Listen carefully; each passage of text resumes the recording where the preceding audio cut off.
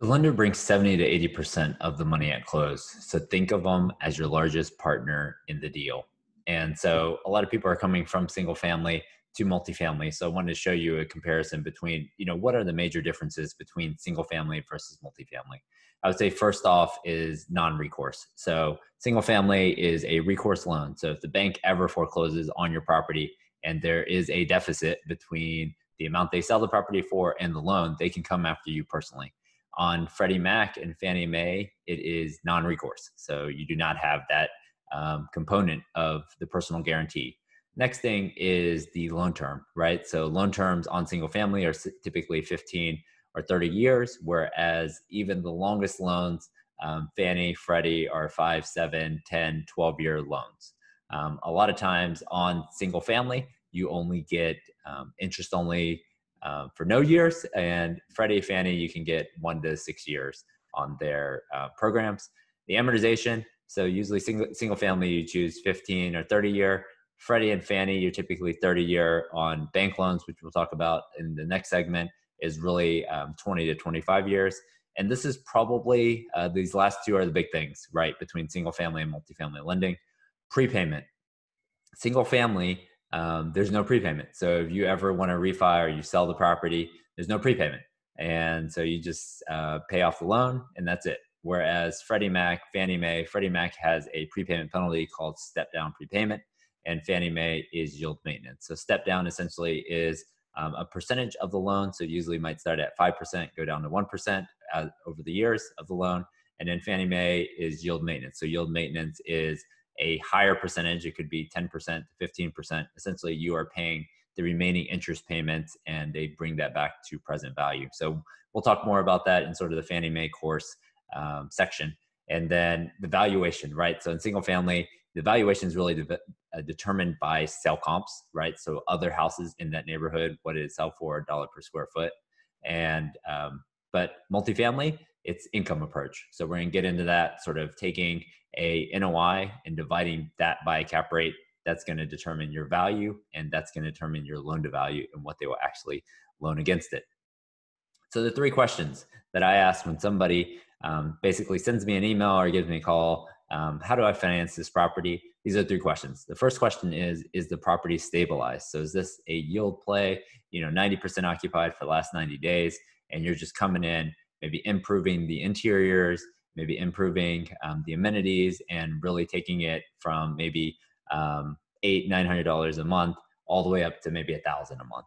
Or is this distressed, right? Is it value play? Is it you're coming in, it's maybe 60-70% occupied, and you're bringing it up to market? Second question is, what is your experience? So what is your experience with multifamily ownership? So have you signed on the loan? Have you owned equity, right? Not necessarily just working in the field, but have you owned equity in that company and signed on the loan and been a general partner? So that's number two, is what's your experience. And number three is, what is your net worth and liquidity? So your net worth is really your balance sheet, right? Including your personal residence. And liquidity is anything that you have in sort of your checking, savings, anything, marketable securities, anything non-retirement is going to count as your liquidity. So here's a high level look at really the four main loan options for multifamily investors out there that are just getting started, right? So on the left-hand side, you have recourse bank loan. Second is your Freddie Mac small balance loan. Third is your Fannie Mae. And fourth is your non-recourse bridge. And we're going to spend in the next segment just on each one of these. But really, if you look at the key items on the right-hand side, this is going to determine which one of these loans you're going to use for your specific property and your specific acquisition or refinance, right? So first thing is occupancy, right? So if you look at, if it's 90% or higher, then you're going to really be looking at Freddie Mac and Fannie Mae. If it's below 90%, you're going to look at recourse bank loan and non-recourse bridge. Second thing is new versus experienced, right? So recourse bank loan, that's new investors. Freddie Mac small balances, new investors. But really, if you move up to Fannie Mae and non-recourse bridge, you're going to need someone experienced on the team. That could be you, or it could be someone that you bring onto the team.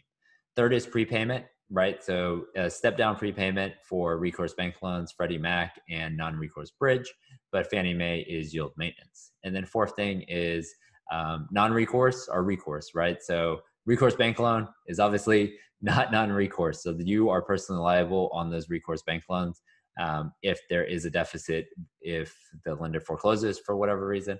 And then Freddie Mac, Fannie Mae, and non-recourse bridge is non-recourse. And then the fifth thing really here that we're going to talk about is loan term. So recourse bank loans and non-recourse bridge are 3 to 5 years, whereas Freddie Mac and Fannie Mae are typically 5, 7, 10, or 12 years.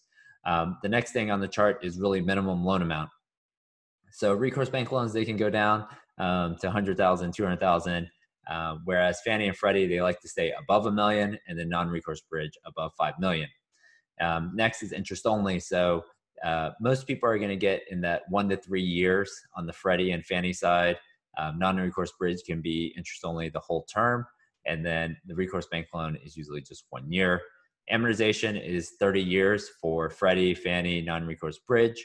But for recourse bank loans, typically is 20 to 25. LTV, so how much do you have to put down on these loans? Recourse bank loan, you're really looking at 75% loan to value. So you put 25% down, the bank brings 75%. Freddie, Fannie, non-recourse bridge is 80%. Rehab included in all of them except Freddie Mac small balance. So they're not going to roll in any rehab into that loan amount.